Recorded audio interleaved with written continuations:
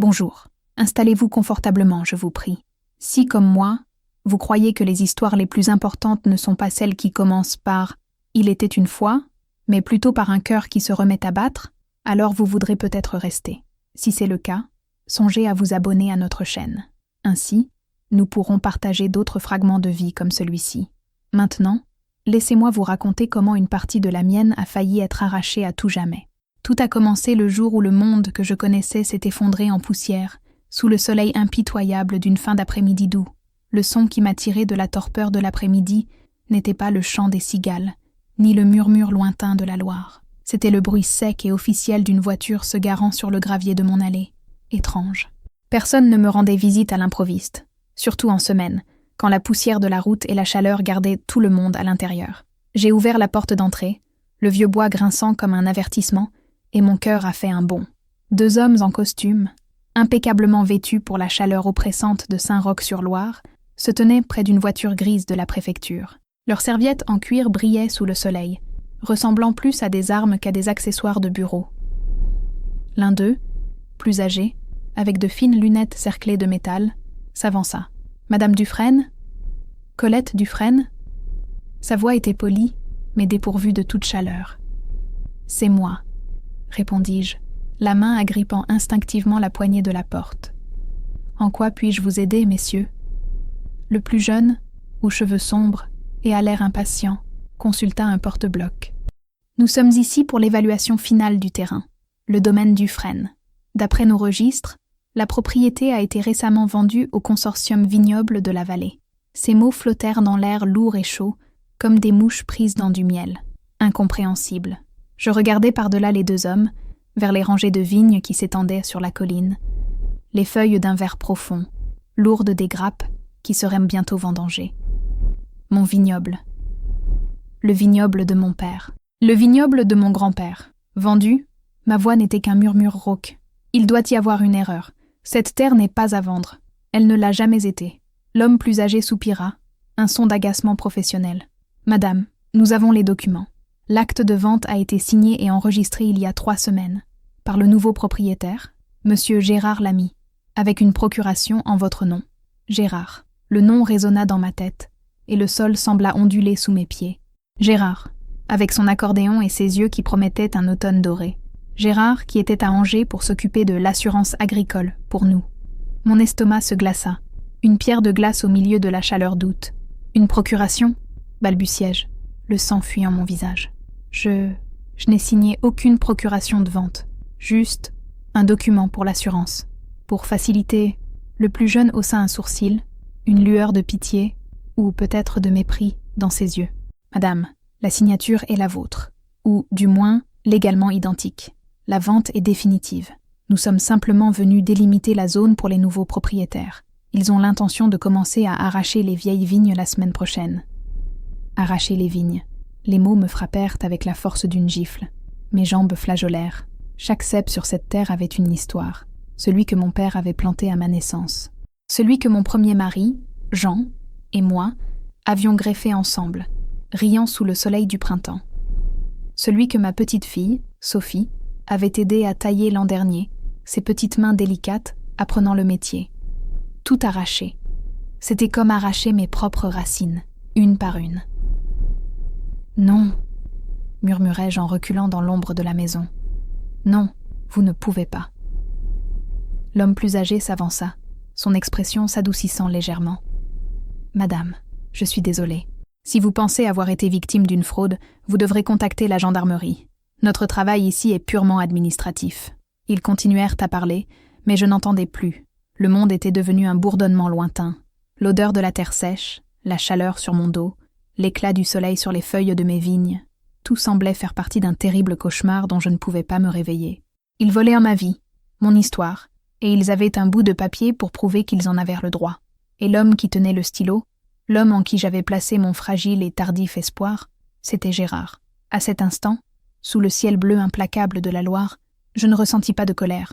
Je ne ressentis qu'un vide immense et creux, là où, peu de temps auparavant, un cœur de 68 ans avait stupidement osé refleurir. Pour comprendre comment j'en suis arrivée à ce point de désolation, il faut remonter de quelques mois à un printemps froid et humide, bien avant que le nom de Gérard Lamy ne signifie plus qu'un vague écho dans le village.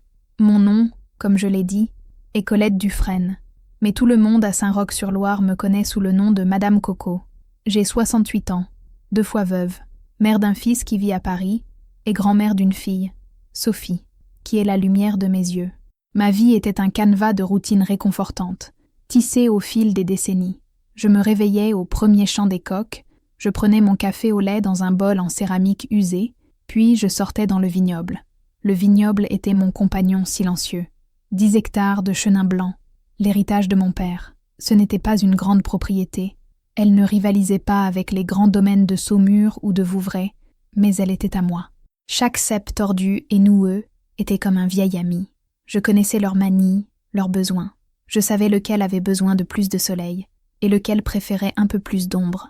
Parler à mes plantes n'était pas un signe de solitude, c'était un dialogue.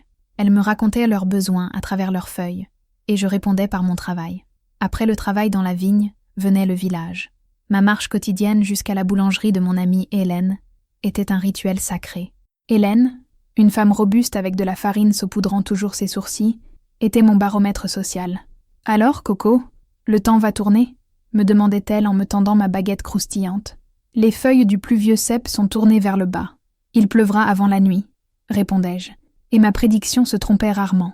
Les après-midi se passèrent en ma cuisine, à préparer des conserves, à lire de vieux romans ou à repriser des vêtements. Les soirées étaient les plus longues. Je m'asseyais sur la terrasse avec un verre de mon propre vin, à regarder les étoiles. Ce n'était pas une vie d'isolement, mais de solitude. Il y avait une différence. J'avais mes souvenirs, mes 2 maris, Jean puis Pierre, tous 2 de bons hommes, emportés trop tôt, l'un par la maladie, l'autre par un accident dans les champs. Je les avais aimés, chacun à sa manière. Mais l'amour romantique, la passion qui fait trébucher le cœur, cela semblait appartenir à un livre d'une autre étagère, un que j'avais déjà lu et rangé depuis longtemps. Je me sentais contente, ou du moins, c'est ce que je me disais. La joie venait à petite dose. La visite mensuelle de Sophie, qui apportait avec elle l'énergie vibrante de Paris, le goût du premier raisin mûr de la saison, l'odeur de la terre après une pluie d'été. C'était à des joies tranquilles, qui ne faisaient pas de bruit. Ma maison, une vieille bâtisse en pierre aux volets bleus délavés, était mon sanctuaire. Les murs étaient remplis de photographies en noir et blanc. Mes parents, le jour de leur mariage, moi enfant tenant une grappe de raisin plus grosse que ma tête, Jean souriant avec sa moustache touffue, Pierre essayant, sans succès, de réparer le vieux tracteur. La maison respirait mon passé. L'avenir, cependant, semblait un chemin droit et prévisible. Plus de vendanges, plus d'hiver, voir Sophie grandir, peut-être devenir arrière-grand-mère. C'était un avenir sans surprise, et cela, d'une certaine manière, était réconfortant. Je ne cherchais rien, je n'attendais rien. Ma vie était complète, comme un cercle bien dessiné. J'étais loin de me douter que quelqu'un s'apprêtait à prendre un compas acéré et à rayer ce cercle d'un bout à l'autre, redessinant mon monde avec des lignes tordues de promesses et de mensonges. Mais, ce printemps-là, le seul son qui rompait le silence était le vent sifflant entre les vignes et le battement doux de mon propre cœur.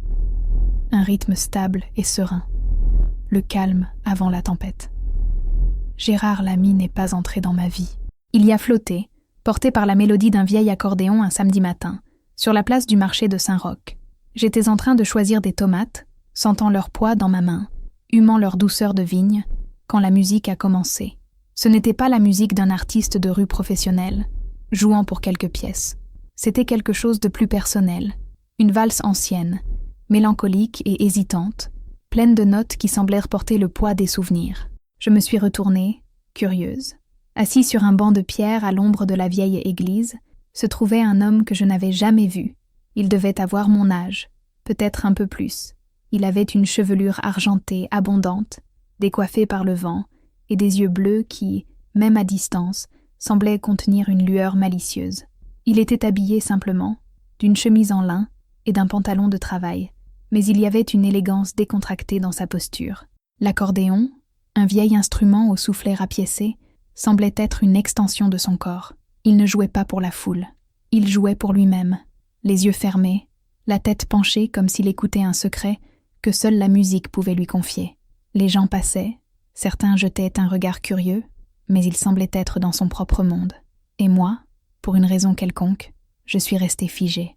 La mélodie était familière, une chanson que mon père avait l'habitude de siffler en travaillant dans le vignoble. Une douleur douce et oubliée me serra la poitrine. Quand il a terminé, ouvrant lentement les yeux, son regard a croisé le mien. Il a souri. Pas un large sourire, mais un léger soulèvement du coin de la bouche, une reconnaissance silencieuse. J'ai senti mon visage rougir, comme une adolescente surprise en train d'épier. J'ai détourné le regard, payé mes tomates et me suis dépêchée de quitter le marché, le son de cette valse me suivant. La semaine suivante, il était de nouveau là. Cette fois, j'achetais du fromage de chèvre, la même mélodie, le même sourire lorsque nos regards se sont croisés. Cette fois, j'ai répondu par un timide hochement de tête. C'est la 3e semaine qu'il m'a parlé. J'avais laissé tomber une orange, qui a roulé sur le pavé, et s'est arrêtée près de ses pieds. Avant que je puisse l'atteindre, il l'a ramassée. Il s'est levé et a marché dans ma direction. Sa démarche était légèrement boitillante, ce que je n'avais pas remarqué auparavant. « Je crois que ceci est à vous, madame, » dit-il. Sa voix était un baryton doux, avec une pointe de raucité, comme si elle n'était pas souvent utilisée. « Merci, monsieur, » ai-je remercié en prenant l'orange. Le bout de nos doigts s'est effleuré une fraction de seconde. J'ai senti un petit choc, un courant de chaleur inattendu. « C'est la 3e fois que je vous vois me regarder, » dit-il, la lueur malicieuse dans ses yeux encore plus évidente de près. « J'espère ne pas vous déranger avec ma musique fausse. »« Pas du tout, » me suis-je empressé de dire. « Au contraire, votre musique est belle. Elle me rappelle des souvenirs. » Il a regardé son accordéon comme s'il s'agissait d'un vieil ami. « C'est tout ce qui me reste d'eux. Je suis Gérard Lamy. J'ai emménagé dans la maison jaune de la rue des Pêcheurs il y a quelques mois. Le veuf, comme les gens m'appellent. Colette Dufresne, me suis-je présentée, la veuve de la colline. On dirait que nous avons quelque chose en commun. » Il a ri, un son authentique et chaleureux, qui a fait plisser ses yeux au coin. « On dirait bien, Madame Dufresne. Peut-être qu'un jour nous pourrons partager nos histoires de veuvage autour d'un café. » La proposition était audacieuse pour les standards de Saint-Roch, mais faite avec un tel charme sans prétention que je me suis surprise à sourire. « Peut-être, monsieur l'ami, peut-être. » Je me suis éloignée avec mon panier, mais j'ai senti son regard dans mon dos. Ce soir-là, assise sur ma terrasse, le vin dans mon verre semblait un peu moins amer, et le silence de la nuit semblait contenir la possibilité d'une nouvelle mélodie. Pour la première fois depuis de nombreuses années, je ne me sentais pas seulement contente, je me sentais curieuse, et un peu effrayée. L'invitation pour le café ne tarda pas à se concrétiser. La semaine suivante, j'ai retrouvé Gérard au petit café de la place, le Central. Il était déjà assis à une table en terrasse, avec 2 cafés fumants devant lui. « J'ai pris le risque d'en commander un pour vous, » dit-il avec un sourire. « Noir, sans sucre. J'ai deviné juste ? » J'étais stupéfaite. « Comment le saviez-vous » J'ai observé. Une femme qui s'occupe d'un vignoble de ses propres mains n'est pas du genre à sucrer son café. Elle aime le goût authentique des choses. Son observation, si simple et si perspicace, m'a désarmée. Je me suis assise, me sentant regardée d'une manière que je n'avais pas ressentie depuis des années. Nous avons parlé pendant plus d'1 heure. Il m'a raconté qu'il était de Lyon, qu'il avait travaillé toute sa vie dans une usine de soie et que, après le décès de sa femme, il avait décidé de chercher la paix à la campagne. Son histoire était teintée d'une douce tristesse, mais sans apitoiement. Il parlait de sa défunte épouse avec une tendresse qui m'a touchée. Dans les semaines qui ont suivi, la présence de Gérard est devenue une partie douce et bienvenue de ma routine. Il n'était pas envahissant. Ses gestes étaient petits, mais significatifs. Un jour, il s'est présenté à ma porte avec un croissant encore chaud de la boulangerie. « Hélène m'a dit que c'était de vos préférés », dit-il, simplement. Un autre jour, je l'ai trouvé en train de réparer le portail de mon jardin, qui grinçait depuis des mois. Le bruit perturbait mon inspiration musicale, a-t-il plaisanté, en s'essuyant les mains huileuses sur un chiffon. Nous avons commencé à faire de longues promenades le long de la rivière en fin d'après-midi. Il me racontait des histoires de Lyon, de sa jeunesse, et je lui parlais de mes vignes, du changement des saisons, des petites joies et des peines de la vie rurale. Il écoutait vraiment. Quand je parlais, ses yeux bleus étaient fixés sur moi, et il posait des questions qui montraient qu'il n'était pas seulement poli, il était intéressé. Un après-midi, il a apporté son accordéon sur ma terrasse. Tandis que le soleil se couchait, peignant le ciel d'orange et de violet au-dessus de mon vignoble, il a joué. Il a joué les vieilles chansons françaises qui me serraient le cœur de nostalgie. Il a joué des valses qui me donnaient envie de me lever et de danser. malgré mes genoux protestataires. « Vous savez, Colette, » dit-il après avoir terminé une mélodie particulièrement émouvante, « vos yeux, quand la lumière de fin de journée les frappe, ils ont la même couleur que notre chenin blanc, dorés et plein de soleil. Personne ne m'avait dit une chose pareille depuis, peut-être jamais. J'ai senti la chaleur monter dans mon cou, une sensation si étrange et si agréable. Je baissai ma garde, brique par brique, sans même m'en rendre compte. Il comblait les espaces silencieux de ma vie avec de la musique, des conversations, avec sa présence réconfortante. Il ne parlait jamais d'argent. Il ne posait jamais de questions sur la rentabilité du vignoble. Au contraire, il semblait fasciné par le travail lui-même. Il me demandait de lui apprendre à tailler, à attacher les sarments. Ses mains, qu'il disait douces à cause du travail de la soie, sont devenues rugueuses et égratignées. Il semblait se délecter du travail physique, du lien avec la terre. « C'est la vraie vie, Coco », disait-il, en essuyant la sueur de son front. Passer ses journées sous le ciel, à regarder quelque chose grandir, c'est un miracle. Et moi, sotte que j'étais, je l'ai cru. J'ai cru qu'il voyait le même miracle que moi. J'ai cru que j'avais trouvé quelqu'un qui, enfin, comprenait le langage silencieux de ma terre et de mon cœur. Il ne réparait pas seulement mon portail, il réparait en moi des fissures dont j'ignorais même l'existence. Et chaque petit geste était un clou, fixant son image au centre de mon monde. Tout le monde à Saint-Roch n'était pas aussi charmé par Gérard Lamy que moi. La première note de dissonance est venue de la personne que j'aimais le plus au monde, ma petite fille, Sophie. Sophie venait de Paris une fois par mois, un tourbillon d'énergie de 22 ans, avec ses vêtements de la ville, ses opinions bien arrêtées et un amour féroce pour moi. Elle a rencontré Gérard lors d'un de ses week-ends au village. J'avais préparé un déjeuner spécial dans le jardin, poulet rôti aux herbes du potager, pommes de terre nouvelles et salade fraîche. Gérard avait apporté une bouteille de vin de Chinon, pour changer un peu de notre merveilleux blanc, avait-il dit avec un clin d'œil dans ma direction. Pendant le déjeuner, il fut le summum du charme. Il a complimenté ma cuisine, posé des questions à Sophie sur ses études d'histoire de l'art, raconté une anecdote amusante sur un voisin à Lyon. Je les observais, le cœur débordant de joie. Voir les deux personnes qui devenaient les plus importantes dans ma vie s'entendre bien était tout ce que je pouvais souhaiter. Mais plus tard, pendant que nous faisions la vaisselle, Sophie était étrangement silencieuse. « Alors, tu ne l'as pas aimé ?» ai-je demandé, en essayant de garder une voix décontractée. Elle a haussé les épaules, en frottant une assiette plus fort que nécessaire. « Il est poli, mamie, très poli, presque trop. »« Qu'est-ce que tu veux dire par là ?» Ma voix avait une tonalité défensive qui m'a surprise. « Je ne sais pas. C'est un sentiment. Il dit toutes les bonnes choses. On dirait qu'il a lu un manuel sur « Comment charmer une adorable grand-mère ». Les questions qu'il te pose sur le vignoble, elles sont très spécifiques. Sur les subventions du gouvernement, sur la valeur de la terre à l'hectare. J'ai arrêté de sécher un verre. Il est intéressé. Il veut apprendre. C'est normal qu'il pose ces questions. Vraiment ? Sophie s'est tournée vers moi, ses yeux bruns sérieux. « Mamie, s'il te plaît, sois prudente. Les gens ne sont pas toujours ce qu'ils paraissent.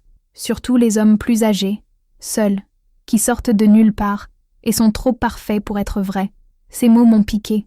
Je me suis sentie traitée comme une vieille sénile, incapable de juger le caractère de quelqu'un. « Sophie, j'ai vécu bien plus longtemps que toi. Je sais reconnaître un homme bon quand j'en vois un. Et Gérard est un homme bon. Il est gentil et seul, tout comme moi. » La conversation s'est arrêtée là, mais elle a laissé un résidu amer. J'étais en colère contre Sophie pour avoir planté cette graine de doute, et en colère contre moi-même de me sentir si protectrice envers un homme que je connaissais depuis seulement quelques mois. Mon amie Hélène, à la boulangerie, n'a pas aidé non plus. Elle était plus subtile que Sophie, mais ses inquiétudes étaient claires. « Il a l'air de te rendre heureuse, Coco, et c'est ça qui compte », m'a-t-elle dit un jour, en pétrissant vigoureusement la pâte à pain. « Mais on ne sait pas grand-chose sur lui, n'est-ce pas ? Veuf de Lyon, c'est un peu vague. Personne au village ne semble connaître sa famille ou son passé. Hélène, nous ne sommes pas interrogés par la gendarmerie, ai-je rétorqué, peut-être avec plus d'acidité que je ne le voulais. Nous profitons simplement de la compagnie l'un de l'autre. Bien sûr, dit-elle en évitant mon regard. Simplement, ne te presse pas de signer quoi que ce soit. La phrase est restée en suspens entre nous. Pourquoi dirait-elle une chose pareille ? Cela semblait si déplacé. J'ai repoussé ces paroles, les attribuant à la prudence naturelle d'une amie qui s'inquiète. Mais la graine que Sophie avait plantée avait été arrosée. J'ai rejeté ses doutes. Je les ai rejetés de toutes mes forces. Je voulais croire aux contes de fées. Je voulais croire que, au crépuscule de ma vie, l'amour m'avait trouvé. Les avertissements de Sophie et d'Hélène semblaient être le grincement envieux d'un monde cynique, un monde qui ne croyait pas aux fins heureuses pour les femmes de mon âge, et j'étais déterminée à leur prouver qu'elles avaient tort. Mon désir de croire était plus fort que n'importe quel murmure de doute. Et c'est cette obstination, ce refus d'écouter les voix de la raison, qui a pavé la voie à ma propre chute. Pour dissiper mes propres doutes et, peut-être, pour prouver à Sophie et Hélène qu'elles se trompaient, j'ai suggéré à Gérard de faire un pique-nique à mon endroit préféré, le point le plus haut du vignoble, sous un vieux chêne que mon grand-père avait laissé debout car il était le gardien des vignes. Gérard a adoré l'idée. Il est arrivé un dimanche après-midi avec un panier en osier contenant une terrine de campagne, une sélection de fromages qu'il était allé chercher à un marché de Saumur et une bouteille de champagne. Pour célébrer les jours ensoleillés, a-t-il dit. J'avais apporté une salade de mon potager, du pain frais d'Hélène et un de mes gâteaux aux pommes. Nous avons gravi la colline lentement, mon bras posé sur le sien. Son contact était ferme et réconfortant. Le soleil de juin me chauffait le dos, et une brise légère apportait l'odeur sucrée des fleurs d'acacia. C'était une journée parfaite, une de ces journées que l'on garde en mémoire comme une vieille photographie. Nous avons étendu une nappe en patchwork sur l'herbe, et nous nous sommes assis à l'ombre du chêne. De là, la vue était magnifique. Mes vignes descendaient en cascade le long de la pente. Une mer de vert émeraude, et au loin, la Loire brillait comme un ruban d'argent. « C'est le paradis, Colette, » dit Gérard, sa voix basse et pleine d'admiration. « Ton paradis. » Nous avons ouvert le champagne, le bruit du bouchon qui saute résonnant dans la vallée silencieuse. Nous avons bu dans des gobelets en plastique, ce qui nous a fait rire. Nous nous sentions jeunes et insouciants. C'est là, dans ce cadre idyllique, qu'il s'est ouvert à moi, d'une manière qu'il ne l'avait jamais fait auparavant. Il m'a parlé de sa femme, Monique. Il a décrit sa longue maladie, le sentiment d'impuissance en la voyant dépérir, la solitude écrasante de la maison après son départ. « Je me suis perdu, Coco », a-t-il avoué, en regardant l'horizon, ses yeux bleus embués. Pendant des années, j'étais juste le mari de Monique, le soignant de Monique.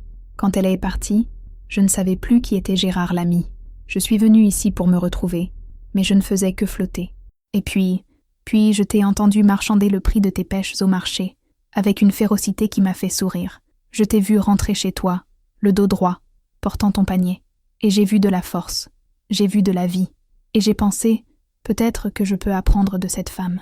Ces paroles étaient un baume pour mon âme. J'ai ressenti une vague de tendresse pour cet homme, pour sa vulnérabilité, pour sa tristesse. Spontanément, j'ai tendu la main et touché la sienne. Il a tourné sa paume vers le haut et a entrelacé ses doigts dans les miens. Sa main était chaude et forte.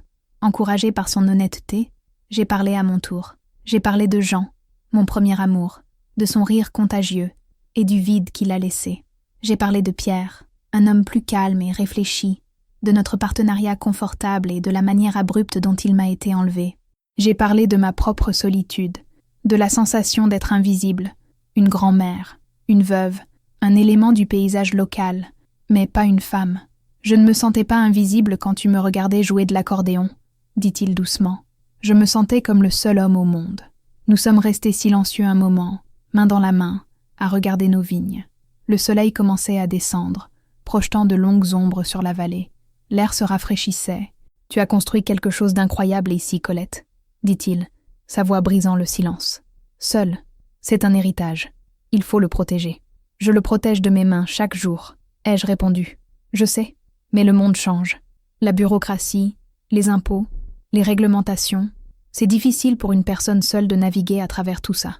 J'aimerais t'aider, partager ce fardeau. » Son offre, faite à ce moment d'intimité et de partage, semblait être le geste le plus naturel et le plus généreux du monde.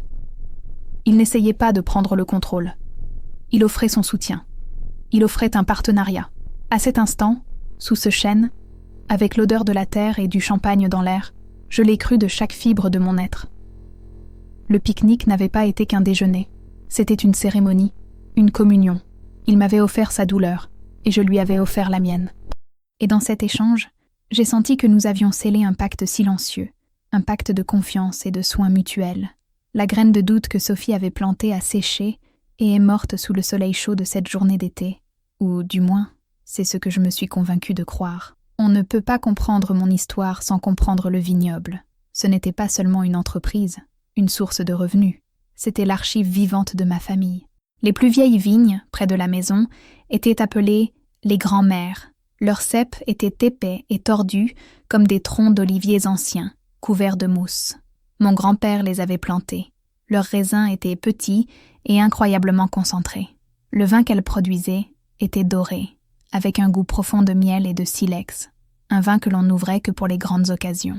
Quand j'étais petite, mon père disait que chaque gorgée contenait les histoires de tous les Dufresne qui avaient vécu et étaient morts sur cette terre. Plus bas sur la pente se trouvaient les vignes que mon père avait plantées. Elles étaient plus organisées, plantées en rangées parfaites, témoignage de sa nature méthodique. C'était un homme de science et de tradition. Il m'a transmis tout ce qu'il savait. Comment lire le ciel, comment sentir l'humidité dans l'air, comment écouter ce dont la terre avait besoin. La vigne parle, Colette, disait-il. Il te suffit d'apprendre sa langue. J'ai appris. J'ai appris à reconnaître le mildiou à l'odeur, à savoir quand il fallait tailler juste en regardant la couleur de l'écorce, à prédire la qualité de la récolte à la façon dont les abeilles bourdonnaient parmi les fleurs au printemps. Puis il y avait la parcelle que Jean et moi avions plantée. Notre première année de mariage. C'était notre parcelle rebelle. Nous avions expérimenté de nouvelles techniques de greffage que nous avions lues dans un livre, aux grandes dames de mon père. Nous rions en travaillant, nos mains couvertes de terre, nos rêves entrelacés avec les bourgeons des nouvelles plantes.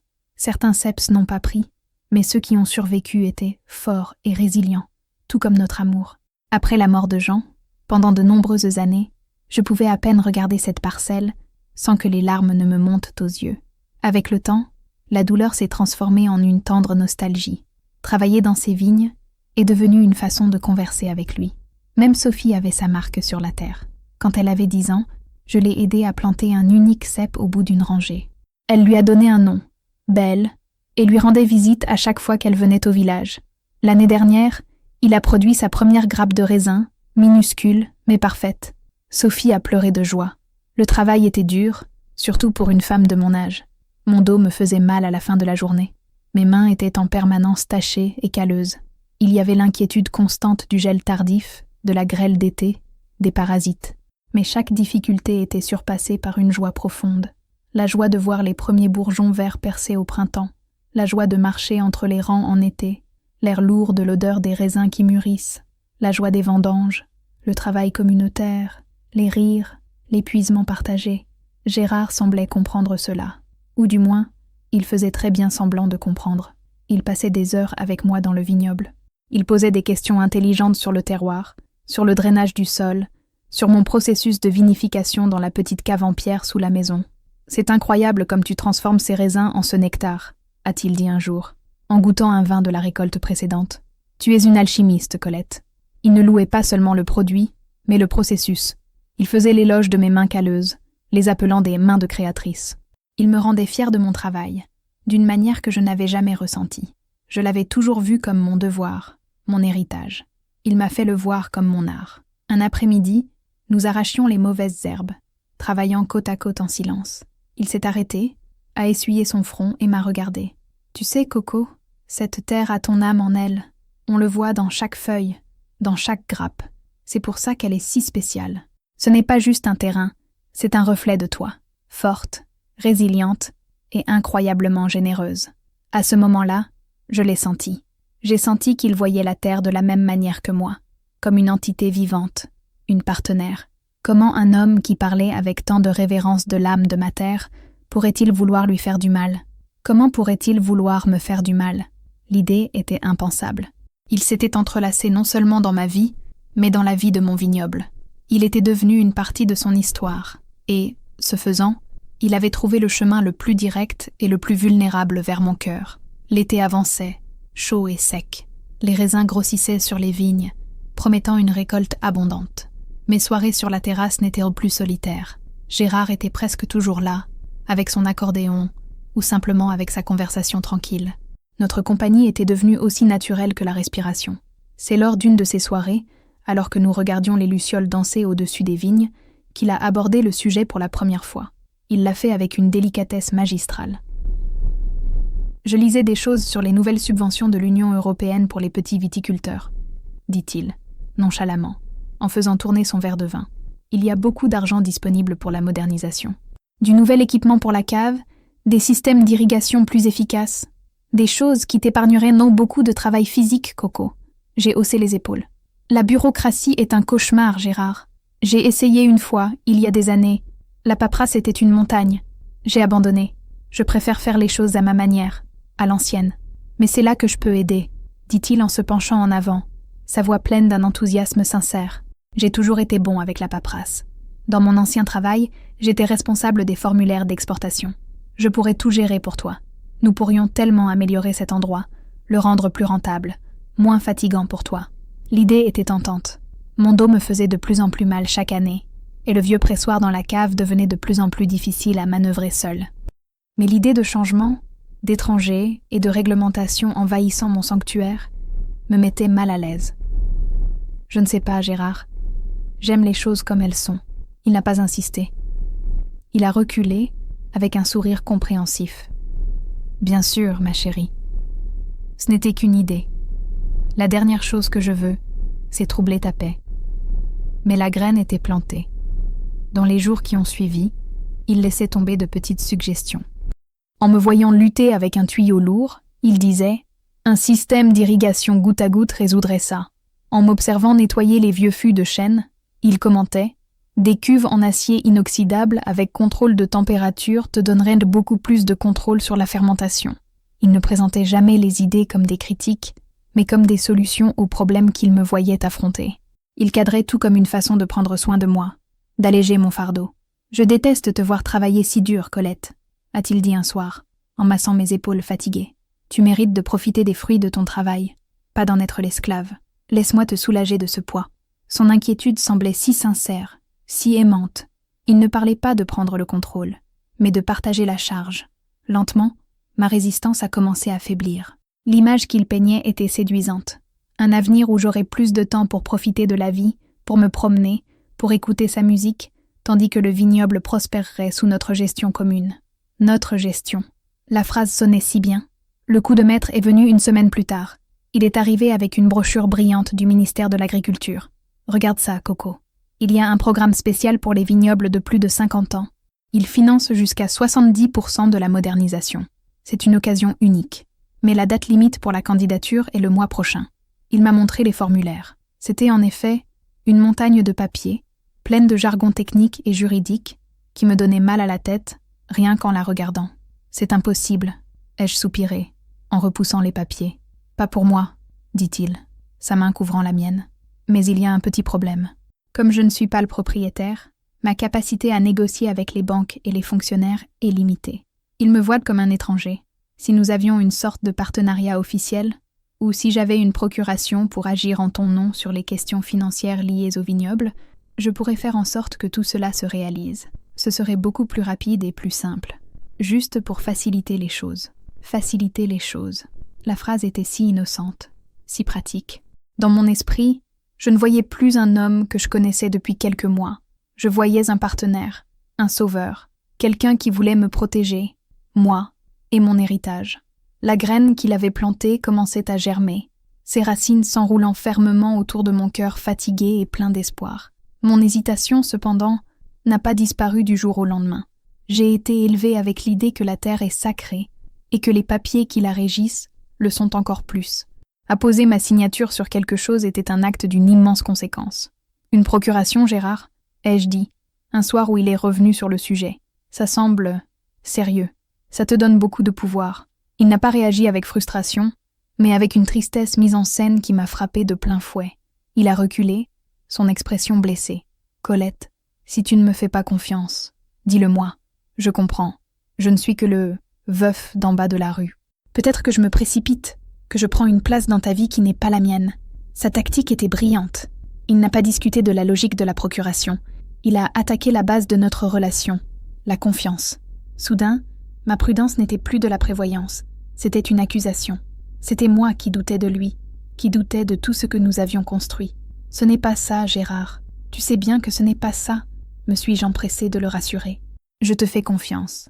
C'est juste que Mon père m'a toujours dit de ne jamais rien signer sans lire toutes les petites lignes. Et il avait raison, s'est-il exclamé, son visage s'illuminant comme si je venais de dire la chose la plus intelligente du monde.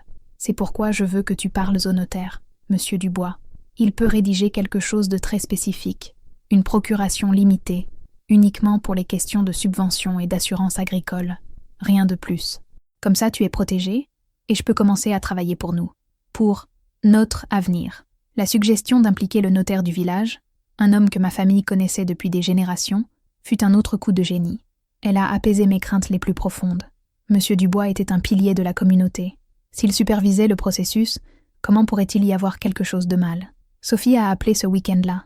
Je lui ai raconté, avec un enthousiasme que j'espérais contagieux, les plans de modernisation et l'aide de Gérard. Le silence à l'autre bout du fil fut long et lourd. « Mamie, une procuration ?» Sa voix était tendue. « S'il te plaît, ne fais pas ça. Si tu as besoin d'aide avec la paperasse, je peux venir. Je peux demander à un ami de la fac de droit de jeter un œil. Ne donne pas à cet homme le contrôle sur ta propriété. Sophie, s'il te plaît, arrête de le traiter comme un criminel. » Ma voix s'est élevée, pleine d'une colère qui m'a effrayée. « Il essaie d'aider, et nous allons tout faire par l'intermédiaire de monsieur Dubois. Tout est parfaitement légal et sûr. Tu es paranoïaque. » « Je ne suis pas paranoïaque. Je suis prudente, » a-t-elle rétorqué. « Toi, tu es naïve. Il te manipule avec tout ce discours de « notre avenir » et « alléger ton fardeau ». Tu ne vois donc pas ? J'ai raccroché, tremblante de colère et d'une pointe de peur. Son accusation de naïveté m'a touchée là où ça faisait le plus mal. Elle me traitait d'idiote, et peut-être qu'une partie de moi, une toute petite partie terrifiée, se demandait si elle n'avait pas raison. Mais j'ai repoussé cette partie. L'alternative, que Gérard était un menteur et moi une vieille sotte, était trop douloureuse à envisager. Il était plus facile de croire que Sophie était jeune et cynique, incapable de comprendre le lien que Gérard et moi partagions. Quand Gérard est venu me voir plus tard dans la journée, j'étais visiblement secouée. Il n'a pas eu besoin de demander. « Tu as parlé à ta petite fille, n'est-ce pas ?» dit-il, sa voix douce et compréhensive. « Je sais qu'elle s'inquiète pour toi, Colette. C'est naturel. Elle ne me connaît pas. Elle veut juste te protéger. Peut-être qu'elle a raison. Peut-être devrions-nous tout oublier. Je ne veux pas être une source de conflit dans ta famille. » Et avec ça, il a scellé sa domination. En proposant de renoncer, il a placé la décision et le fardeau entièrement sur moi. Si je reculais, j'admettrais que Sophie avait raison. Je le rejetterais, lui et l'avenir brillant qu'il avait peint.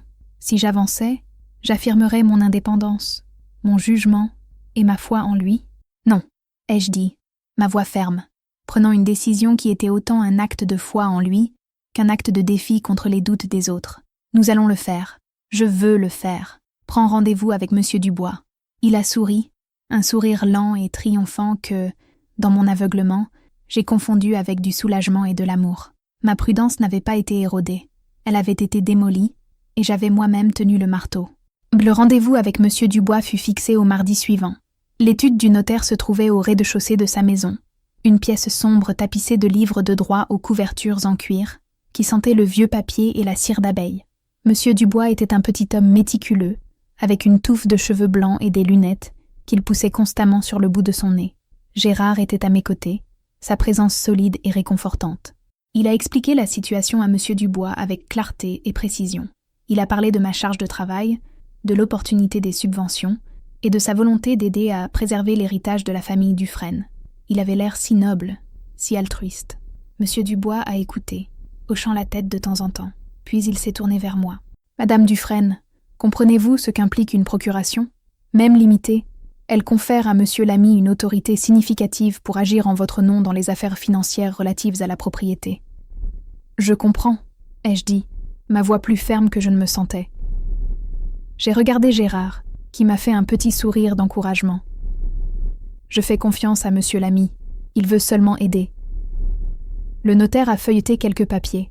Le document qu'il m'a demandé de préparer est en effet une procuration limitée, spécifiquement pour négocier avec les institutions financières et les agences gouvernementales pour l'obtention de subventions et d'assurances agricoles. Cependant, il a fait une pause, en nettoyant ses lunettes avec un mouchoir. C'est un document puissant.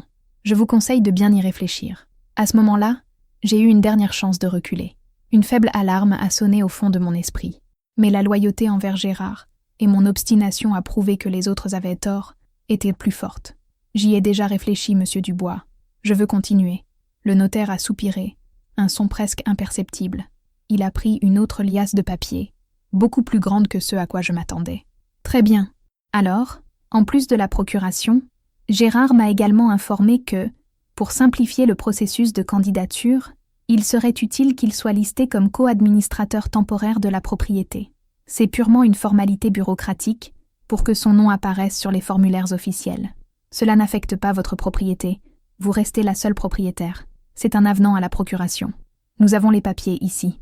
Il a poussé la pile de papier devant moi. C'étaient des pages et des pages de textes denses, en notariais, une langue que je ne comprenais pas. Ma tête a commencé à tourner. C'est beaucoup à lire, ai-je murmuré. C'est juste du langage juridique standard, ma chérie, dit Gérard, sa main se posant doucement sur mon épaule. Monsieur Dubois a déjà confirmé que tout est comme nous l'avons convenu. Il protège tes intérêts. N'est-ce pas, monsieur Dubois? Le notaire, qui regardait un dossier de l'autre côté du bureau, a acquiescé distraitement. Oui, l'essentiel y est. Ça protège votre titre de propriété. J'ai regardé la dernière page, où une petite ligne pointillée attendait ma signature. J'ai senti le poids des générations sur ma main. La main de mon père, qui avait signé l'acte original, la main de mon grand-père, et maintenant la mienne. Gérard m'a passé un stylo à encre, lourd et froid. Pour notre avenir, Coco. J'ai pris une profonde inspiration et j'ai signé. Colette Dufresne. Mon nom, l'encre noire imprégnant le papier, semblant si définitif, si irrévocable. J'ai signé l'avenant aussi, ma main glissant sur les mots que je ne comprenais pas. Le son de ma signature dans le silence de la pièce m'a paru assourdissant. Quand j'ai terminé, Gérard a souri, un sourire de pur soulagement. Il a serré la main de monsieur Dubois vigoureusement. Merci pour votre aide, monsieur. Nous allons faire de grandes choses pour ce vignoble. En sortant à la lumière du soleil, je me suis sentie étourdie. J'ai ressenti un mélange de soulagement que le processus soit terminé et une nervosité persistante que je n'arrivais pas à chasser. Maintenant, le vrai travail commence, dit Gérard, en passant son bras autour de mes épaules et en me serrant fort. Tu verras, Coco. C'était la meilleure décision que tu aies jamais prise. Il m'a embrassée sur le front. Et à ce moment-là, j'ai choisi de le croire. J'ai choisi de croire que l'encre sur le papier n'était la fin de rien, mais le commencement de notre avenir. Comme j'étais sotte et aveugle, l'encre sur ce papier n'était pas le début d'un avenir. C'était la signature sur mon propre ordre d'expropriation. Dans les semaines qui ont suivi la signature des papiers, la vie est devenue un rêve. Gérard était plus attentif, plus affectueux et plus énergique que jamais. L'ombre de doute qui planait sur notre relation semblait s'être complètement dissipée, tant pour moi que, apparemment, pour lui. Il s'est plongé tête baissée dans le projet de modernisation. La table de ma cuisine s'est transformée en bureau improvisé, couverte de brochures de tracteurs, de catalogues de cuves de fermentation et de formulaires gouvernementaux. Il passait des heures au téléphone, sa voix alternant entre un ton ferme et négociateur et un charme mielleux, selon son interlocuteur. « Je viens d'obtenir un rendez-vous avec le directeur du Crédit Agricole », annonçait-il en raccrochant avec un air triomphant. Il est très intéressé par notre plan d'affaires. Notre plan d'affaires. Notre vignoble. Il utilisait ces mots avec une telle aisance qu'ils se sont tissés dans la trame de ma réalité. Ce n'était plus moi et mon vignoble, c'était nous et notre projet. Je me sentais faire partie d'une équipe, revigorée par un objectif commun. Il continuait à m'aider dans le travail physique, mais maintenant avec une nouvelle vigueur. Bientôt, nous aurons une machine pour faire ça, disait-il, pendant que nous attachions les sarments, la sueur coulant sur son front. Et toi, tu pourras rester assise sur la terrasse, à boire de la limonade et à me donner des ordres. Ces promesses étaient comme de la musique pour mes oreilles fatiguées. Ma résistance au changement, autrefois si forte, a fondu sous la chaleur de son enthousiasme et de son affection. Il m'apportait de petits cadeaux. Un foulard en soie d'une boutique à Angers, un livre de poésie qu'il pensait que j'aimerais, une nouvelle rose pour mon jardin. Il organisait des dîners chez moi, invitant Hélène et son mari dans une tentative claire de les conquérir. Et, en grande partie, cela a fonctionné. Même la sceptique Hélène a commencé à se détendre en sa présence. « Je dois admettre, Coco », m'a-t-elle dit un jour, après un de ces dîners. « Il semble vraiment dévoué à toi et à cette terre. Peut-être que je l'ai mal jugé. Chaque parole d'approbation des autres était une validation de ma décision. Je me sentais justifiée. J'avais suivi mon cœur, et apparemment, mon cœur m'avait bien guidée. Nos soirées sur la terrasse sont devenues encore plus intimes. Il parlait de l'avenir comme s'il s'agissait d'un fait accompli. Il parlait de construire une petite terrasse de dégustation pour les touristes.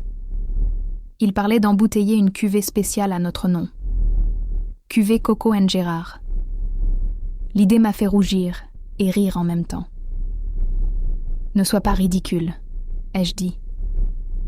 Je n'ai jamais été aussi sérieux de ma vie, a-t-il répondu, sa main trouvant la mienne dans l'obscurité. Je veux construire quelque chose ici avec toi, Colette. Quelque chose qui dure. Dans cette bulle de bonheur, j'ai ignoré les petits signaux d'alarme. J'ai ignoré le fait qu'il ne me montrait jamais les papiers qu'il remplissait, disant qu'il ne voulait pas m'embêter avec les détails. J'ai ignoré ses voyages de plus en plus fréquents à Angers, qu'il justifiait comme des réunions avec les fournisseurs et les bureaucrates. J'ai ignoré la façon dont sa conversation déviait subtilement chaque fois que je demandais des détails spécifiques sur l'avancement des subventions. Je ne voulais pas voir. C'était plus facile, plus doux, de vivre dans le monde qu'il avait créé pour moi. Un monde où j'étais aimée, soignée, et où l'avenir était brillant et plein de promesses. C'était un paradis des sots, mais tant qu'il a duré, c'était l'endroit le plus heureux où j'ai jamais vécu. Le doux goût de la tromperie était enivrant, et je l'ai bu avidement, sans me rendre compte que c'était du poison. L'été commença à décliner, laissant place aux premiers signes de l'automne. Les feuilles des vignes prirent une teinte dorée sur les bords, et l'air du matin devint plus frais. La récolte approchait, et avec le changement de saison, vinrent les premières fissures dans la façade parfaite que Gérard avait construite. Cela commença par ses conversations téléphoniques. Auparavant, il parlait ouvertement devant moi, partageant ses succès.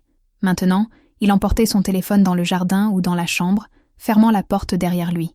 Quand je demandais avec qui il parlait, il restait vague. Juste un autre bureaucrate ennuyeux. Ou un fournisseur qui essaie de me vendre quelque chose dont nous n'avons pas besoin. Ses réponses étaient trop rapides, un peu sur la défensive. Ses voyages à Angers devinrent également plus longs. Ce qui était autrefois des excursions d'une journée se transforma en absence d'une nuit. Il disait qu'il devait rencontrer des gens très tôt ou très tard, qu'il était plus simple de passer la nuit sur place. Il m'apportait toujours un cadeau, comme pour compenser son absence, mais il y avait en lui une tension qui n'existait pas auparavant. Un jour, alors qu'il était parti, le courrier arriva. Il y avait une lettre du Crédit Agricole, adressée à lui, mais à mon adresse. Normalement, je l'aurais mise de côté pour lui, mais la curiosité, nourrie par un pressentiment grandissant, l'emporta. J'ouvris la lettre. Il ne s'agissait pas d'un prêt pour la modernisation. C'était un relevé d'un nouveau compte bancaire, ouvert au nom de G. Lamy N.C. Dufresne, avec un solde étonnamment élevé. Un dépôt d'une somme considérable avait été effectué la semaine précédente. L'origine du dépôt était indiquée comme « Vignoble de la Vallée S.A ». Je ne reconnus pas le nom. Quand je l'ai confronté ce soir-là, il a ri de mon inquiétude. « Ah ça, quelle bonne nouvelle qu'elle soit arrivée !» dit-il, avec un enthousiasme un peu forcé. « C'est le premier versement de la subvention, ma chérie. Il dépose via un consortium d'investissement agricole. C'est comme ça que ça marche. Je ne te l'avais pas dit ? Je ne voulais pas t'inquiéter avec ces détails financiers. » Son explication semblait plausible. Je voulais qu'elle soit plausible. Mais pourquoi ne m'avait-il pas parlé de l'argent ? Pourquoi le nom du consortium ne m'était-il pas familier ? Pourquoi le compte est-il à nos deux noms ? Ai-je demandé.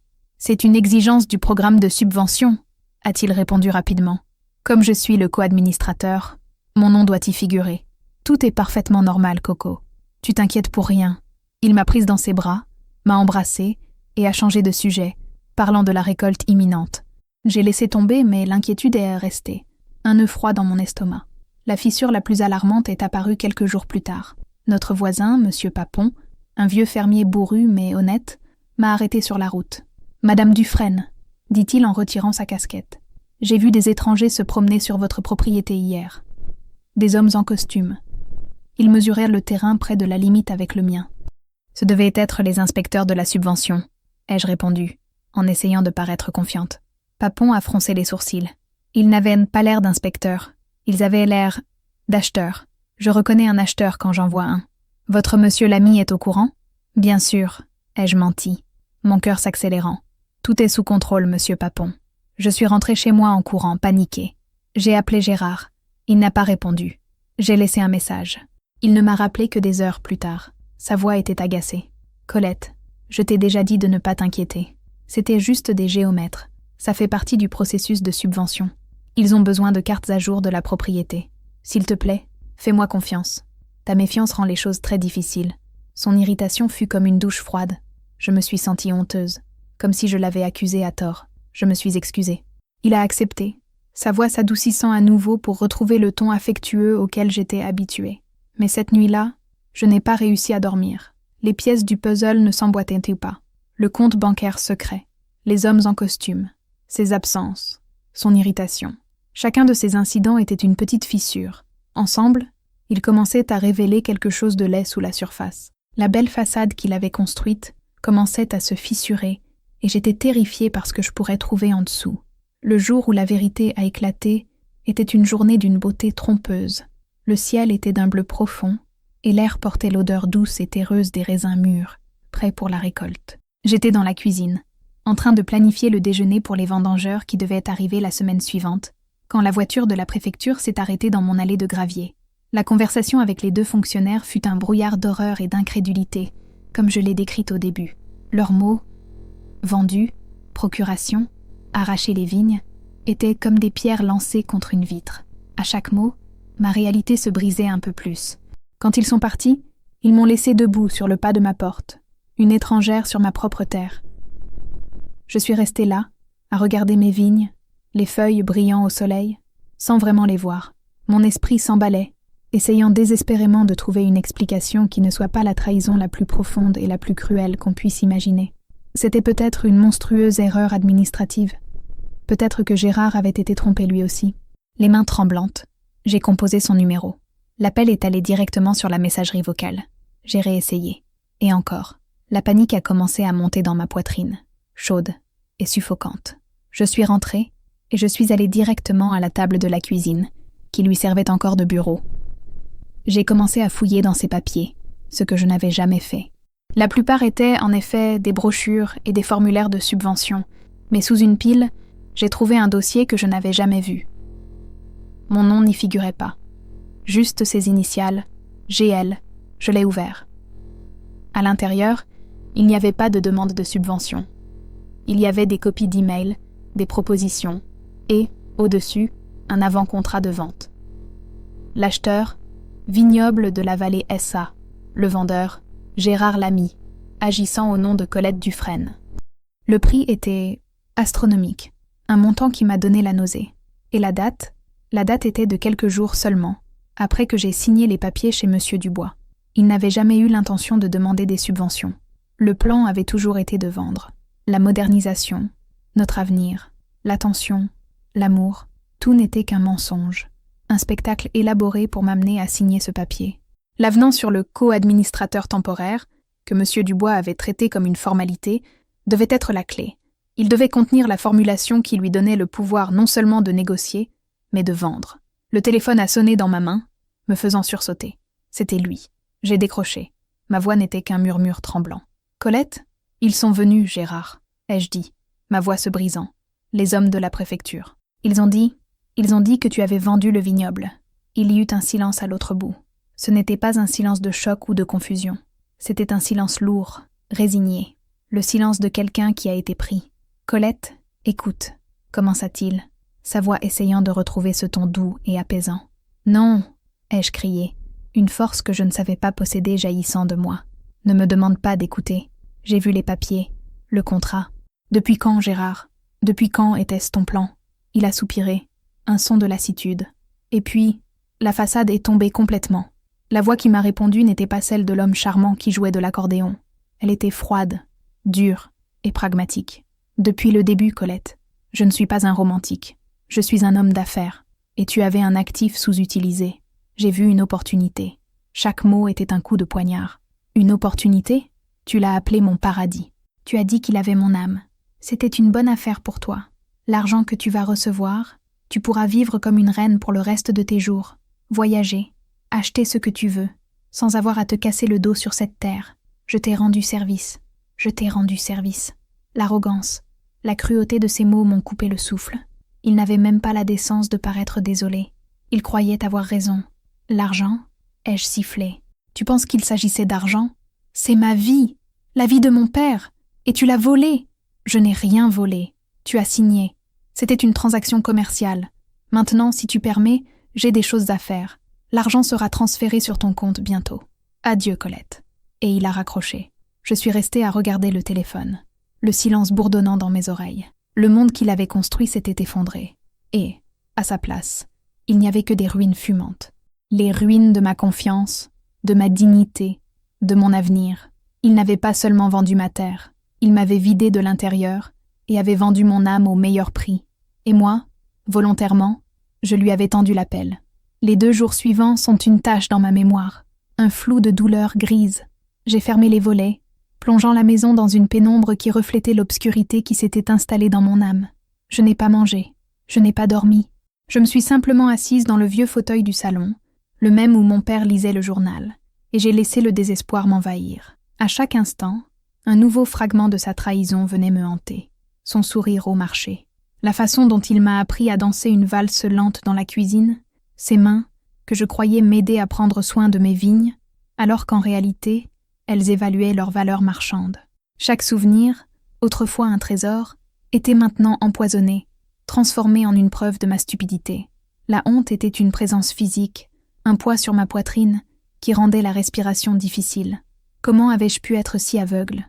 Sophie m'avait prévenue, Hélène m'avait prévenue, même le vieux monsieur Papon avait semé le doute. Mais j'avais choisi de les ignorer tous, enivré par l'attention d'un homme qui voyait en moi non pas une femme, mais une propriété. Les mots qu'il m'avait dits au téléphone résonnaient dans ma tête. Je t'ai rendu service. Il m'avait rabaissé au rang de vieille sotte, incapable de gérer sa propre vie, qui avait besoin d'un homme intelligent pour lui montrer le chemin. Et la partie la plus horrible était qu'une part de moi le croyait. Je me sentais sotte, je me sentais vieille et inutile. Les larmes venaient par vagues, violentes et dévorantes. Je pleurais pour ma terre, pour mes vignes qui allaient être arrachées. Je pleurais pour mon père et mon grand-père, sentant que j'avais trahi leur héritage. Je pleurais pour mes maris défunts, imaginant leur déception. Mais par-dessus tout, je pleurais pour moi, pour la Colette qui s'était permis de rêver à nouveau, seulement pour se réveiller dans un cauchemar. Le 2e jour, le téléphone a sonné sans cesse. D'abord, c'était Sophie, sa voix, pleine de panique, sur le répondeur. « Mamie, Hélène m'a appelée. Elle dit qu'elle ne t'a pas vue depuis 2 jours. Je suis inquiète. S'il te plaît, décroche. Je prends le 1er train demain. » Puis, Hélène. « Coco, c'est moi. S'il te plaît, ouvre la porte. J'ai laissé une soupe sur le pas de ta porte. S'il te plaît, mange quelque chose. Nous sommes là pour toi. » Leur voix était lointaine, venant d'un monde auquel je ne sentais plus appartenir. Leur amour et leur inquiétude ne faisaient qu'approfondir ma honte. Comment pouvais-je leur faire face? Comment pouvais-je admettre la profondeur de ma folie? La 2e nuit, je me suis traînée jusqu'à la fenêtre de la cuisine et j'ai regardé à travers une fente des volets. La pleine lune baignait mon vignoble d'une lumière argentée et fantomatique. Les vignes semblaient tendre leurs bras tordus vers moi, me demandant pourquoi je les avais abandonnés. La douleur dans ma poitrine était si intense qu'elle en devint physique. Je me suis penchée sur l'évier, haletante, sentant que mon cœur allait littéralement se briser. C'était mon point le plus bas, le fond du trou. Je me suis assise sur le sol froid de la cuisine, dans le noir, entourée par les fantômes de mes souvenirs profanés. Je ne voyais aucune issue. Le vignoble était perdu, ma dignité était en lambeaux. L'avenir était un terrain vague, aussi stérile que ma terre le serait bientôt. À cet instant, dans le silence de ma maison sombre, j'ai abandonné. J'ai laissé l'obscurité m'engloutir complètement. Il semblait plus facile de se rendre que de se battre. La 3e nuit fut différente. Le torrent de larmes s'était tari, laissant derrière lui un vide épuisé. J'étais toujours assise dans le noir, mais la douleur aiguë avait cédé la place à une torpeur creuse. C'est alors que mon regard s'est posé sur un objet sur l'étagère la plus basse de la cuisine, une petite boîte en bois usée. Hésitante, je me suis levée et l'ai prise. Je l'ai ouverte. À l'intérieur, enveloppé dans un morceau de velours délavé, se trouvait le vieux sécateur de mon père. La lame était usée par l'usage, mais encore tranchante. Le manche en bois était lisse et sombre, façonné par des décennies d'utilisation dans sa main. Je l'ai pris. Le poids familier dans ma paume fut comme une poignée de main venue du passé. Je me suis assise à table, le sécateur à la main, passant mon pouce sur le bois doux. Les souvenirs qu'il évoquait n'étaient pas ceux empoisonnés par Gérard. Ils étaient plus anciens, plus purs. Je me suis souvenue de mon père, m'apprenant à faire la bonne coupe, juste au-dessus du bourgeon. « Tu dois être ferme, Colette, » disait-il, de sa voix calme et patiente. Mais tu dois aussi être douce. Tu guides la plante. Tu ne la blesses pas. C'est une danse. Je me suis souvenu de sa résilience. Je me suis souvenu de l'année du grand gel, qui avait détruit presque toute la récolte. J'étais une petite fille, et je l'ai vue debout, au milieu des vignes noircies, son visage un masque de désespoir. J'ai cru que c'était la fin. Mais le lendemain, il était dehors, taillant ce qui pouvait être sauvé, planifiant l'avenir. La terre donne, et la terre reprend, ma fille, m'avait-il dit. Notre travail est d'être là pour la saison suivante. L'abandon n'est pas une option pour un agriculteur. L'abandon n'est pas une option. Les mots ont résonné dans mon esprit, aussi clairs que s'ils venaient de les prononcer. J'ai regardé mes propres mains, posées sur la table. C'étaient des mains ridées, tachées, mais elles étaient fortes. C'étaient les mains qui avaient fait des récoltes pendant 50 ans. C'étaient les mains qui avaient élevé un fils, qui avaient serré dans leurs bras des petits-enfants, qui avaient enterré des maris. C'étaient les mains d'une survivante. Quelque chose a changé en moi. Une petite étincelle de colère, enfouie sous des couches de honte et de douleur, a commencé à briller. Ce n'était pas une colère impuissante, mais une colère froide et concentrée. Colère contre Gérard, pour sa cruauté, et colère contre moi-même, pour avoir permis qu'il me diminue, pour avoir oublié qui j'étais. Je n'étais pas une vieille sotte et naïve. J'étais Colette Dufresne, la fille de Jean-Pierre Dufresne, la gardienne du domaine Dufresne. Cette terre n'était pas seulement mienne par héritage, elle était mienne par droit de travail, de sueur, d'amour, et je n'allais pas la laisser partir sans me battre. Je me suis levée, et pour la première fois en 3 jours, j'ai ouvert les volets. La lumière de la lune a inondé la cuisine. Je suis allée à l'évier et je me suis lavé le visage à l'eau froide. Puis, je suis allée dans ma chambre et j'ai ouvert l'armoire. Au fond, j'ai trouvé ce que je cherchais. Mon vieux livre de contes du vignoble. Un cahier épais, à couverture rigide, où je notais tout, année après année. Je me suis assise à table, j'ai ouvert le cahier et j'ai pris un stylo.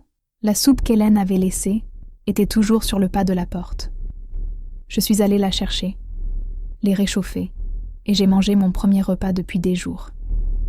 Le bouillon chaud a semblé raviver le feu en moi. J'ai commencé à écrire. Pas un journal de tristesse, mais un plan. Premièrement, appeler Sophie, lui demander de ne pas venir, lui dire que j'avais besoin qu'elle fasse une recherche pour moi à Paris. Trouver le meilleur avocat spécialisé en fraude immobilière de la région. Deuxièmement, aller à Angers, parler au syndicat agricole. Ils avaient un service juridique. Troisièmement, rassembler toutes les preuves, la lettre de la banque, mes propres notes sur ses absences et ses conversations. Tandis que j'écrivais, la femme qui pleurait sur le sol de la cuisine a disparu. À sa place, une autre personne a émergé, quelqu'un que j'avais oublié que j'existais. Une femme forgée par la terre, endurcie par les saisons, qui savait qu'après l'hiver le plus rigoureux, le printemps arrive toujours. Le désespoir n'avait pas disparu, mais il ne me noyait plus. Je l'utilisais comme carburant. La lutte pour ma terre et pour mon âme venait de commencer. Le lendemain matin, le soleil semblait différent. Ce n'était plus un observateur cruel de ma misère, mais un allié, éclairant le chemin que je devais suivre. Le premier appel fut pour Sophie. « Mamie, Dieu merci, j'étais si inquiète. » Sa voix était un mélange de soulagement et d'anxiété. « Je vais bien, ma chérie, » ai-je dit, ma propre voix me surprenant par son calme. Ou plutôt, « Je ne vais pas bien, mais je vais m'en sortir. Écoute, ne viens pas encore. J'ai besoin de ton aide à Paris. » Je lui ai expliqué ce dont j'avais besoin. Elle a écouté en silence, et je pouvais la sentir se redresser à l'autre bout du fil, son inquiétude se transformant en détermination. « Laisse-moi faire, mamie. Je vais trouver le meilleur. Un requin. » Le deuxième appel fut pour Hélène. Je me suis excusée de l'avoir inquiétée. « Ne sois pas sotte, Coco, » dit-elle, la voix nouée. « L'important, c'est que tu ailles bien. Qu'est-ce que tu vas faire ? » « Je vais à Angers, au syndicat. »« Tu veux que je vienne avec toi ? » ?»« Non, c'est quelque chose que je dois faire seule. » Le trajet en bus jusqu'à Angers ressemblait à un pèlerinage. Tandis que le paysage de la Loire défilait par la fenêtre, les châteaux, les vignobles, le fleuve sinueux, je sentais que je m'éloignais de la victime que j'avais été pour me rapprocher de la guerrière que je devais être. Le bureau du syndicat des viticulteurs se trouvait dans un bâtiment austère près du centre-ville. La salle d'attente était remplie de fermiers au visage buriné, parlant à voix basse des prix du raisin et des maladies de la vigne. Je me suis sentie chez moi. C'était mon peuple. J'ai été reçue par un homme nommé Monsieur Dubois, un nom qui m'a donné un frisson, mais c'était un Dubois différent. Maître Dubois était l'avocat du syndicat, un homme d'âge moyen à l'air fatigué, mais avec des yeux intelligents et attentifs derrière d'épaisses lunettes. Je me suis assise en face de son bureau en désordre et je lui ai raconté mon histoire. J'ai tout raconté, de l'accordéon sur le marché à l'appel téléphonique final. Je n'ai pas omis ma propre cécité, mon refus d'écouter les avertissements. Quand j'ai terminé, la pièce était silencieuse. Il ne m'a pas jugée. Il n'y avait pas une once de condescendance dans son regard. Au lieu de cela, il a secoué lentement la tête. « Madame Dufresne, je suis vraiment désolée que vous ayez traversé cela. Malheureusement, votre histoire n'est pas unique. Des hommes comme lui, ce sont des prédateurs. Ils cherchent la vulnérabilité. Et un petit producteur indépendant est, pour eux, une cible facile. Y a-t-il quelque chose à faire ? Ai-je demandé, mon cœur battant la chamade. La vente est légale. J'ai signé les papiers. Légal est un mot compliqué, dit-il, en joignant le bout de ses doigts. Il vous a trompé. C'est ce qu'on appelle un dol contractuel, une fraude. La clé est de prouver son intention de vous tromper depuis le début. Et cette procuration, j'aimerais en voir une copie. Votre notaire local. Qui était-ce ? Monsieur Dubois. L'autre, ai-je précisé, avec un sourire ironique. L'avocat a haussé un sourcil. Ah, le vieux Dubois de Saint-Roch. Il est traditionnaliste, peut-être un peu distrait. Il est possible qu'il n'ait pas lui-même lu toutes les clauses que l'ami lui a demandé d'insérer. C'est alors que je me suis souvenu de quelque chose de crucial. Ma cousine, Isabelle, elle travaille à la mairie, au cadastre. Elle a accès au registre. Peut-être qu'elle peut obtenir une copie des documents. Les yeux de Maître Dubois se sont illuminés. Ce serait extrêmement utile. Très utile, en effet. Il m'a expliqué le processus. Ce serait long et difficile. Nous devrions déposer une plainte officielle à la gendarmerie. Nous devrions intenter une action civile pour annuler la vente. Le consortium acheteur, vignoble de la vallée, se battrait bec et ongles. C'était une grande entreprise. Ils essaieront de vous épuiser, Madame Dufresne. Financièrement et émotionnellement. Êtes-vous sûre de vouloir emprunter cette voie ? J'ai regardé mes mains, posées sur mes genoux. Je me suis souvenu du sécateur de mon père. Monsieur, ai-je dit, en le regardant dans les yeux. Ils m'ont déjà presque tout pris. Je n'ai plus rien à perdre. Il a souri pour la première fois. Un sourire sincère de respect. Très bien, alors, commençons. Je suis sortie de son bureau et suis retournée à la lumière du soleil d'Angers. Le chemin à parcourir était intimidant, une montagne escarpée. Mais, pour la première fois depuis que les hommes en costume étaient apparus à ma porte, je n'avais pas peur. J'avais un but. Le voyage de retour à Saint-Roch n'était pas une retraite. C'était le retour au foyer d'une soldate, se préparant pour la bataille. Et le premier appel que je passerais en arrivant serait à ma cousine Isabelle. J'avais des alliés. Je n'étais pas seule. La guerre qui a suivi ne s'est pas menée avec des armes, mais avec de la paperasse, des appels téléphoniques et une patience de fer. Ma maison s'est transformée en quartier général. Maître Dubois, à Angers, était mon général. Sophie, à Paris, était ma chef du renseignement. Et Hélène était mon intendante, s'assurant que je mangeais et me reposais, m'apportant du pain frais et des mots d'encouragement chaque jour. Ma cousine Isabelle fut notre première victoire. Discrète et efficace, elle a réussi à obtenir des copies de tous les documents que j'avais signés. Quand Maître Dubois les a examinés, il a laissé échapper un sifflement bas. « Le salaud a été malin », a-t-il dit au téléphone. L'avenant de co-administrateur contenait une clause, enfouie dans un jargon juridique dense, qui lui donnait plein pouvoir fiduciaire pour agir dans le meilleur intérêt financier de la propriété, y compris son aliénation. Le vieux Dubois n'a jamais dû le voir. L'ami lui a probablement donné la version courte et simple oralement. « Alors, c'est la fin ?» ai-je demandé, mon cœur se serrant. « Au contraire, c'est le début. Meilleur intérêt financier. Nous pouvons argumenter que vendre l'héritage de votre famille sous votre nez, contre votre volonté expresse, n'était pas dans votre meilleur intérêt. Et plus important encore, nous devons prouver la fraude à la signature. Et là, Sophie a fait une découverte cruciale. L'avocate qu'elle avait trouvée, une jeune femme brillante nommée Delphine, était spécialiste de la contrefaçon de documents. Delphine a suggéré que nous engagions un expert en graphologie. « Il n'a pas falsifié ma signature », ai-je insisté. « J'ai signé. »« Tu es sûre, mamie ?» a demandé Sophie. « Tu te souviens d'avoir signé autant de pages ? La vérité, c'est que je ne m'en souvenais pas. Je me souviens d'avoir signé la procuration et peut-être 1 ou 2 autres pages. Pas une pile entière. L'expert, un homme âgé et excentrique de Paris, est venu chez moi. J'ai passé une journée entière à écrire mon nom à plusieurs reprises, avec différents stylos, dans différentes positions. Il a examiné les documents originaux que nous avions obtenus par ordonnance du tribunal, Une semaine plus tard, son rapport est arrivé. Le verdict fut une bombe. La signature sur la procuration principale était la mienne. Mais la signature sur la clause d'aliénation cruciale, au milieu de l'avenant, était une contrefaçon. Une contrefaçon incroyablement habile, mais détectable. Il avait dû s'entraîner à faire ma signature à partir d'autres documents. Ma signature réelle lui donnait le pouvoir de s'occuper des subventions, mais la signature fausse lui donnait le pouvoir de vendre. C'était la preuve dont nous avions besoin. Nous avons déposé une plainte officielle à la gendarmerie. Gérard, qui menait la grande vie dans un hôtel de Saumur avec l'argent de l'avance, a été convoqué pour interrogatoire. Il a tout nié, bien sûr. Il a engagé un avocat coûteux de Paris. Pendant ce temps, l'action civile pour annuler la vente a commencé. Les avocats de Vignoble de la Vallée étaient implacables. Ils ont essayé de me dépeindre comme une vieille femme sénile qui avait regretté une bonne affaire. Ils ont fait des propositions de règlement, m'offrant plus d'argent pour que j'abandonne. Dites-leur qu'ils peuvent prendre leur argent et l'utiliser pour fertiliser leurs vignobles industriels, ai-je dit à Maître Dubois. La bataille s'est prolongée tout l'automne et l'hiver. Les journées étaient remplies d'appels, de préparation de témoignages, d'aller-retour à Angers. C'était épuisant. Il y avait des jours où l'espoir vacillait, où le poids de la lutte semblait trop lourd. Ces jours-là, j'allais dans le vignoble. Les vignes étaient maintenant nues, leurs branches squelettiques se découpant sur le ciel gris de l'hiver. Elles dormaient, se reposaient, rassemblaient leurs forces pour le printemps. Et je faisais de même. Je marchais entre les rangs, touchant les ceps froids et rugueux. Elles n'avaient pas abandonné, et je n'abandonnerai pas non plus. Gérard, de son côté, a tenté un dernier coup.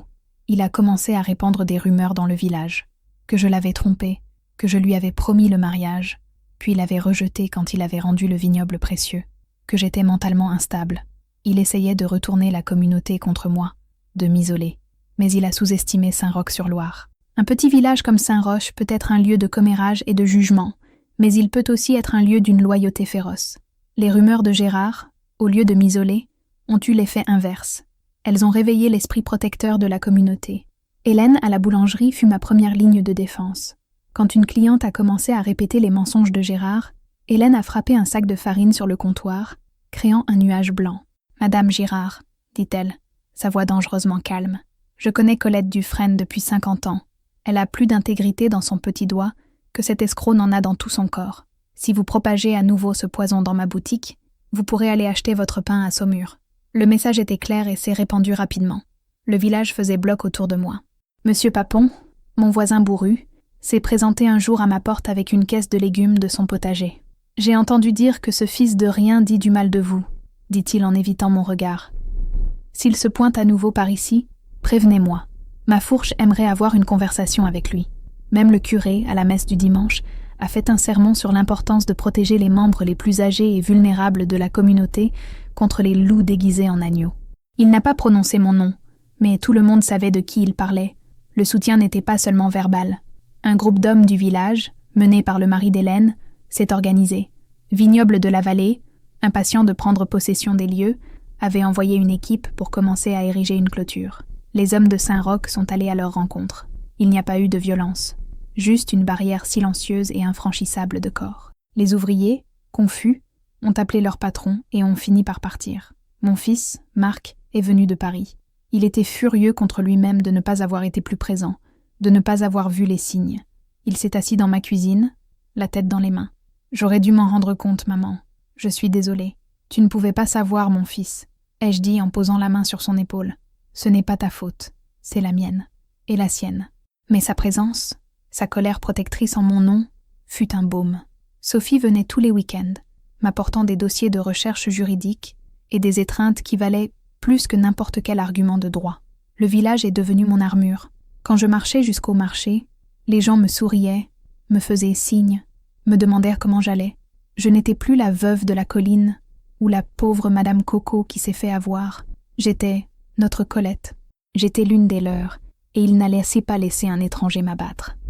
J'ai alors réalisé que ce que Gérard n'avait jamais compris, ce qu'il ne pourrait jamais acheter ou vendre, c'était ça. La communauté. Les racines profondes qui nous lient les uns aux autres, aussi fortes et entrelacées que les racines de mes plus vieilles vignes. Il avait essayé de m'isoler, mais il n'avait réussi qu'à me montrer à quel point mon réseau de soutien était fort. Il pensait que ma terre n'était qu'un actif dans son bilan, mais pour le village, c'était une partie de notre paysage partagé, de notre identité, et il se battait pour elle autant que moi. Ce n'était plus seulement ma bataille, c'était la bataille de Saint-Roch-sur-Loire. Finalement, après des mois de manœuvres juridiques, le jour de l'audience au tribunal d'Angers est arrivé. C'était une journée de printemps, ironique dans sa beauté. Les arbres étaient en fleurs, et l'air était plein de la promesse d'un nouveau départ. J'étais vêtue de mon plus beau tailleur, un ensemble en laine grise que je n'avais pas porté depuis les funérailles de Pierre. Sophie était à mes côtés, sa main tenant la mienne avec une force qui démentait son apparence délicate. Maître Dubois nous a rejoints à l'entrée, son visage calme et sérieux. La salle d'audience était imposante et intimidante, avec ses hauts plafonds et ses boiseries sombres. Gérard était de l'autre côté, avec son avocat parisien. Il semblait plus âgé, plus mince. Son charme avait disparu, remplacé par une expression tendue et amère. Il ne m'a pas regardé. L'audience fut un tourbillon d'arguments juridiques. Les avocats de Vignoble de la Vallée ont soutenu qu'ils étaient des acheteurs de bonne foi, que la transaction était légale. L'avocat de Gérard a soutenu que tout n'était qu'un malentendu, que j'étais une femme âgée et confuse. Quand mon tour de témoigner est arrivé, mon cœur battait la chamade. Mais lorsque je me suis assise à la barre des témoins et que j'ai regardé la juge, un calme inattendu s'est emparé de moi. Maître Dubois m'a guidée à travers mon histoire. J'ai parlé de l'accordéon, des petits gestes, des promesses d'un avenir partagé. J'ai parlé de la confiance que je lui avais accordée. Et j'ai parlé de la dévastation de sa trahison. L'avocat de Gérard a tenté de me discréditer lors du contre-interrogatoire. Il a été agressif, insinuant que j'étais une femme seule et désespérée, qui s'était accrochée à un fantasme. « Madame Dufresne, n'est-il pas vrai que Monsieur Lamy vous a offert une somme qui aurait changé votre vie? N'est-il pas vrai que cette action en justice n'est qu'un cas de remords du vendeur ?» Je l'ai regardé droit dans les yeux. « Monsieur, il y a des choses dans la vie qui n'ont pas de prix. La terre où votre père est né, les vignes que vous avez plantées avec votre mari, l'héritage que vous espérez laisser à votre petite-fille. Monsieur Lamy ne m'a pas offert une vie. Il a tenté de voler la mienne. » Puis vint le témoignage de l'expert en graphologie. Avec des graphiques et des agrandissements, il a démontré, de manière claire et irréfutable, comment la signature sur la clause cruciale avait été falsifiée. Ce fut le moment décisif. On pouvait sentir le changement dans l'atmosphère de la salle. La juge, une femme d'âge moyen au regard perspicace, a tout écouté en silence. À la fin, elle s'est retirée pour délibérer. L'attente fut la partie la plus difficile. Chaque minute semblait une heure. Quand elle est revenue, la salle est tombée dans un silence absolu. Elle a ajusté ses lunettes et a commencé à lire sa décision. Elle a parlé de dol, d'abus de confiance, de fraude. Et puis sont venus les mots que j'aspirais à entendre. Le tribunal considère la vente du domaine Dufresne à Vignoble de la Vallée comme nulle et non avenue sur la base de l'obtention frauduleuse de la signature du vendeur. La propriété doit être restituée dans son intégralité à Madame Colette Dufresne. Un sanglot s'est échappé de mes lèvres. Sophie m'a serré fort dans ses bras, pleurant de soulagement. De l'autre côté de la salle, j'ai vu le visage de Gérard s'effondrer. Son arrogance s'est dissipée, révélant l'homme petit et désespéré qu'il était vraiment. Son pari avait échoué. Outre l'annulation de la vente, la juge a renvoyé l'affaire de contrefaçon au ministère public. Gérard ferait face à des accusations pénales. Nous sommes sortis du tribunal sous le soleil de l'après-midi. Hélène et un groupe de personnes du village nous attendaient sur les marches, avec une pancarte qui disait « Bravo, Coco ».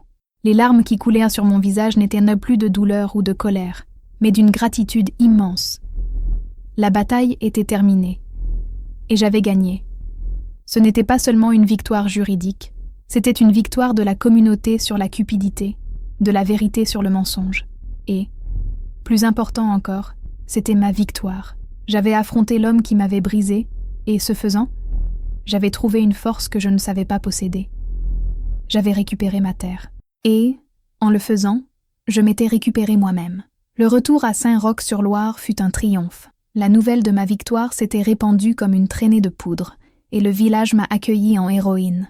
Hélène a organisé une fête sur la place. Il y avait de la musique, de la nourriture, et bien sûr, beaucoup de vin. Pour la première fois depuis des mois, j'ai ri. J'ai ri de tout mon corps, un rire de libération. Gérard a disparu. J'ai entendu dire qu'il avait vendu la maison jaune et quitté la région, laissant derrière lui une série de dettes et une traînée d'amertume. Je ne l'ai plus jamais revu, ni entendu parler de lui. Il est devenu juste un fantôme, un souvenir amer que le temps, lentement, commencerait à adoucir. Vignoble de la Vallée n'a pas fait appel de la décision. La publicité négative était trop préjudiciable à leur image de marque. J'ai reçu une lettre d'excuse formelle de leur PDG, que j'ai froissée et utilisée pour allumer le feu dans ma cheminée. Les mois suivants furent consacrés à la guérison et à la reconstruction, mais pas une reconstruction physique. Mon vignoble était intact, intouché.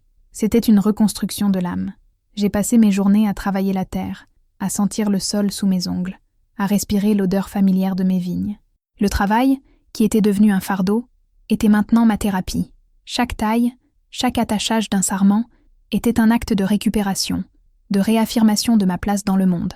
Sophie m'a aidé à repeindre le vieux portail en bois. Nous avons choisi une nouvelle teinte de bleu, plus vive et plus joyeuse que l'ancienne. Et, au-dessus du portail, nous avons accroché une nouvelle plaque, fabriquée à la main par un artisan local. La plaque ne disait plus « Domaine Dufresne ». Elle avait un nouveau nom, « Domaine de l'Espérance », parce que c'est ce que ma terre était devenue. Un symbole que, même après la plus sombre des tromperies, l'espoir peut refleurir. Parfois, le soir, je m'assois sur ma terrasse, avec un verre de mon vin, et je regarde les étoiles. Je pense à Gérard, pas avec haine, mais avec une sorte de pitié lointaine. Il cherchait la richesse, mais il ne comprenait pas ce qu'était la vraie richesse.